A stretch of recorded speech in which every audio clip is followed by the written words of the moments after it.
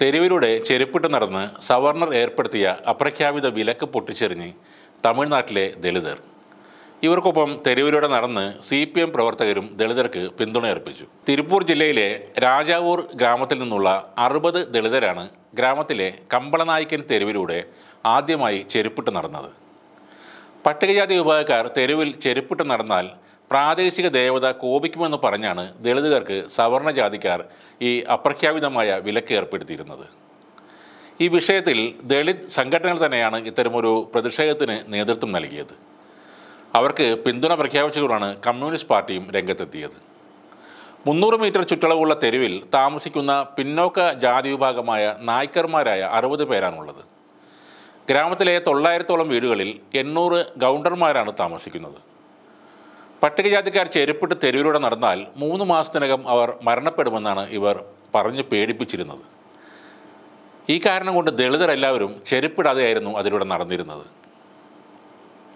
ഇവിടുത്തെ സവർണരുടെ ചായക്കടകളിൽ സവർണർക്ക് ചായ നൽകുന്നത് ചില്ലു ഗ്ലാസുകളിലാണ്. ദളിതർക്ക് പേപ്പർ ഗ്ലാസ്സിലാണ് ചായ നൽകുന്നത്.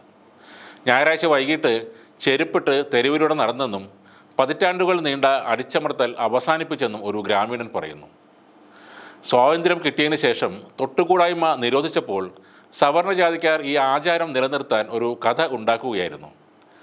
തെരുവിൻ്റെ അടിയിൽ ഒരു വൂഡു പാവയെ കുഴിച്ചിട്ടുണ്ട് എന്നും പട്ടികജാതിക്കാർ ചെരുപ്പുമായി തെരുവിലൂടെ അതിലെ നടന്നാൽ 3 മാസത്തിനകം അവർ മരിക്കുമെന്നുമാണ് ഇവർ പറഞ്ഞിരുന്നത്. ചില പട്ടികജാതി അംഗങ്ങൾ ആ കഥകൾ വിശ്വസിക്കുകയും ചെരുപ്പിടാതെ നടക്കാൻ തുടങ്ങുകയും ചെയ്തു. പിന്നീട് ഗ്രാമത്തിലെ എല്ലാവരും ഈ രീതി പിന്തുടരുകയായിരുന്നു. 60ഓളം ദളിതർ ചെരുപ്പുമായി തെരുവിലൂടെ നടന്നതായും ആരും തങ്ങളെ തടഞ്ഞില്ലെന്നും Tamil Nadu untouchability eradication front secretary CK Kanakaraj പറയുന്നു. പരിപാടി മുഴുവൻ സമയവും ലോക്കൽ പോലീസ് നിരീക്ഷിക്കുന്നുണ്ടായിരുന്നു. മാത്രമല്ല ഗ്രാമത്തിലെ രാജകാളിയമ്മൻ ക്ഷേത്രത്തിലേക്ക് പ്രവേശിക്കുകയും ചെയ്തതായി ഇവർ പറയുന്നു. ദളിതർക്ക് നേരെയുള്ള വിവേചനവും അടിച്ചമർത്തലുകളും നമ്മുടെ രാജ്യത്ത് പലയിടത്തും നടക്കുന്നുണ്ട്. ഏതെങ്കിലുമൊക്കെ വാർത്തകൾ ഇത്തരത്തിൽ പുറത്തു വരുമ്പോൾ മാത്രമാണ് നമ്മളെല്ലാം അത് അറിയുന്നത്. നിയമപ്രകാരം ദളിതർക്ക് യാതൊരു വിവേചനവും ഇല്ലാത്ത നാടാണ് നമ്മുടേത്. എങ്കിലും സവർണ ജാതിക്കാർ ഭൂരിപക്ഷമുള്ള സ്ഥലങ്ങളിൽ ദളിതരോടുള്ള വിവേചനം ഇപ്പോഴും ഉണ്ടെന്നത് 100% സത്യമായ ഒരു കാര്യമാണ്. അതിപ്പോൾ തമിഴ്നാട്ടിലോ ആന്ധ്രയിലോ നോർത്ത് ഇന്ത്യയിലോ മാത്രമല്ല, നമ്മുടെ കേരളത്തിലും ഈ വിവേചനമൊക്കെ ഉണ്ട്. അത്രയ്ക്ക് പ്രത്യക്ഷമായ രീതിയിൽ അല്ലെന്ന് മാത്രം. ജാതി പറഞ്ഞുള്ള ചീത്തവിളിയും മർദ്ദനവുമൊക്കെ കുറഞ്ഞ തോതിലാണെങ്കിലും ഇവിടെയും നടക്കാറുണ്ട്.